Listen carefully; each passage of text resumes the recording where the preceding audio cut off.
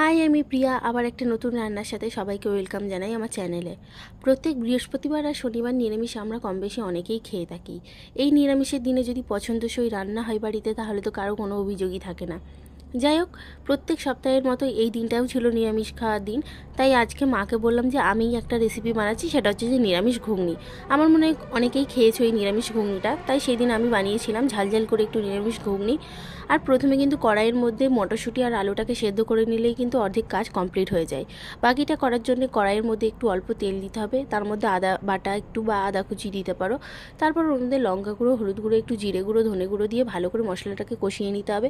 মশলা থেকে তেল ছেড়ে এলেই কিন্তু ওই সেদ্ধ করে রাখা প্রেশারের মধ্যে যে কড়াই আর আলুটা আছে ওটা দিয়ে দেবে। তারপর মশলাটার সাথে কিন্তু কড়াই আর আলুটাকে ভালো করে মিশিয়ে নেবে, যাতে ফ্লেভারগুলো ওর মধ্যে চলে যায়, তাহলে ভালো খেতে লাগবে আর কি। তো তারপরে কিন্তু ওর মধ্যে অল্প নুন দিয়ে ভালো করে নেড়ে নিয়ে ওর মধ্যে কিন্তু ঢাকা দিয়ে রাখবে কিছুক্ষণ। তারপরেই কিন্তু রেডি হয়ে যাবে নিরামিষ ঘুগনি। আর এটা আমার মা ভীষণ টেস্টি বানায়, কিন্তু আজকে আমি নিজে ট্রাই করলাম, যাই হোক ভালো খেতে হয়েছিল। তো রেসিপি আমার রেডি হয়ে গেছে, তো আজকে দাদুকে দেবো। দাদু কী বলে অবশ্যই তোমাদের সাথে রিভিউ শেয়ার করছি, তোমরা ভিডিও শেষ পর্যন্ত দেখতে থাকো। আর ভিডিওগুলো কেমন লাগছে অবশ্যই আমাকে কমেন্ট করে জানিও। এই নিরামিষ ঘুগনির সাথে কিন্তু পরোটা খেতে বেশ লাগে। তো মা আগে থেকেই পরোটা বানিয়ে রেখেছিল আর আমি ঘুগনিটা বানিয়েছিলাম, তো ওর সাথে একটা মিষ্টি দিয়ে দিলাম। তো চলো এখন দাদুকে দেওয়া যাক, দাদু কি বলে দেখা যাক। খেয়ে দেখো কেমন হয়েছে নিরামিষ ঘুগনি আজকের রেসিপি।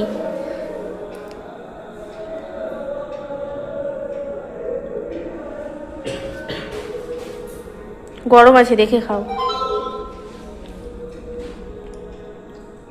ঠিক আছে গাইস, তাহলে তোমরা ভিডিওটাকে লাইক করো, কমেন্ট করো, শেয়ার করো, আর চ্যানেলটাকে অবশ্যই সাবস্ক্রাইব করে যেও গাইস।